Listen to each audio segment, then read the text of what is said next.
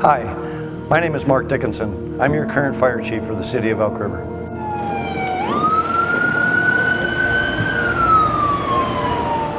Fire Station 1 was built in 1971. It was intended for a crew of 25 responding to fire emergencies. In 1989, the first addition was added to accommodate a new aerial truck that required a larger headspace.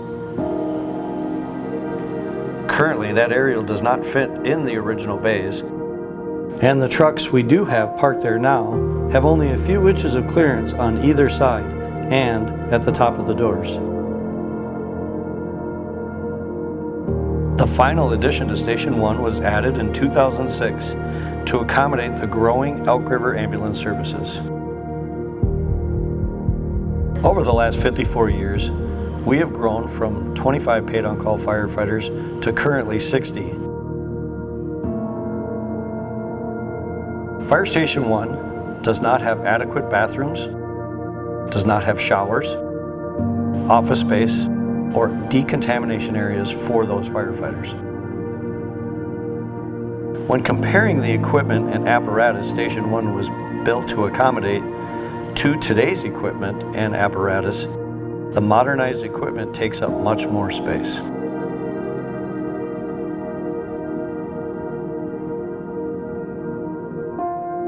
Multiple facility studies have been conducted since 2017. They have all stated that Fire Station 1 is in poor condition, not because of the lack of maintenance. Actually, this building has lasted as long as it has because of the maintenance team.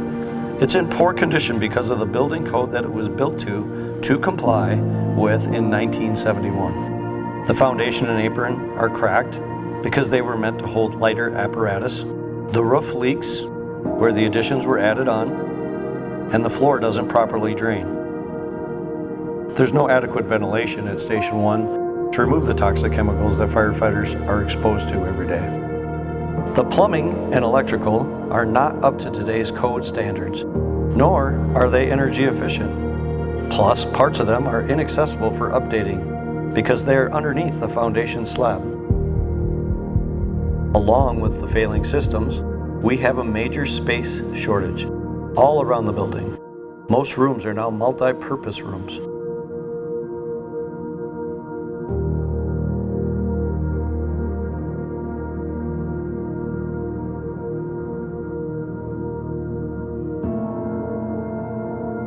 The insufficient spaces result in delayed emergency response times for our department.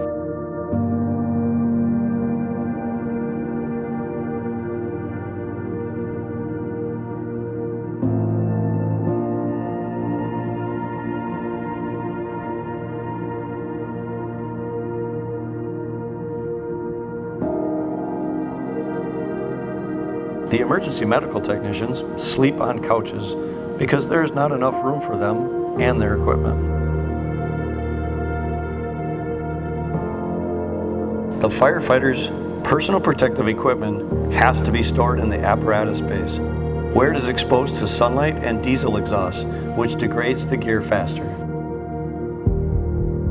Even if we could remodel and update, the current footprint size of the building would not allow us to fix the biggest issue, which is the health of our crews.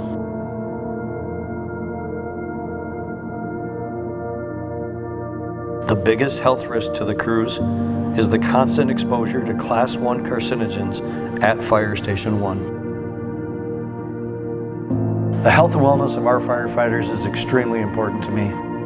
In my career, I have known dozens of firefighters who have been affected by disease because of the toxins that we were exposed to. And I have had to go to over 10 funerals for firefighters who have unfortunately passed away because of this job. I do not want to have to go to one of my firefighters' funerals. Firefighters are exposed to a variety of hazardous compounds and chemicals as part of doing their job. That includes things like formaldehyde, asbestos, heavy metals like cadmium, lead, mercury, arsenic, you name it, and all this stuff is on fire when it's happening. And unfortunately, firefighters have additional exposures with diesel exhaust from, for example, their trucks, with their turnout gear, would have these cancer-causing or carcinogenic agents on it, and that stuff sits there and it collects in these spaces, and ultimately, contributes to these exposures that they have.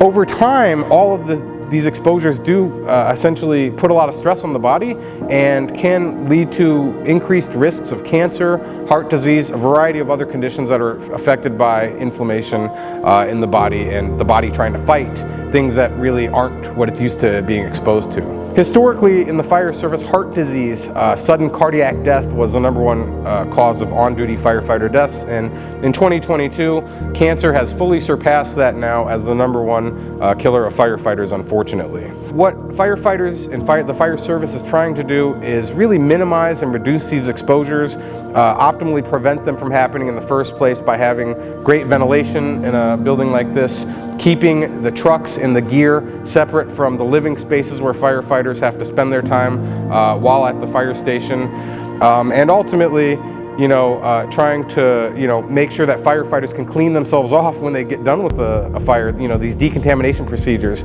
In the fire service, they talk about shower within the hour. I mean, that would be a big one. But again, washing the gear, washing the trucks, washing the station, keeping people having as little of this exposure as possible so that they can continue to maintain their health and safety throughout their time in the fire service, but also then when they retire to be able to lead a healthy life after that.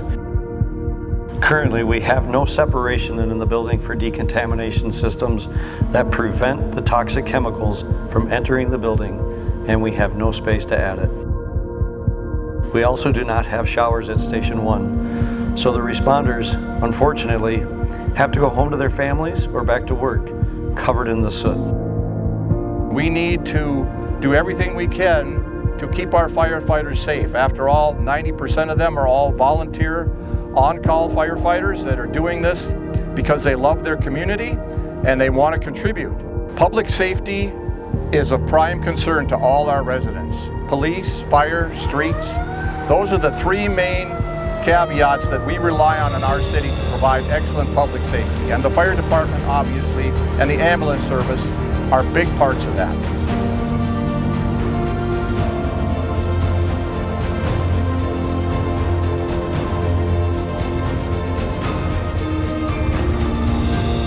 We as citizens of Elk River have a duty to protect our firefighters and our emergency service people to the utmost of our ability.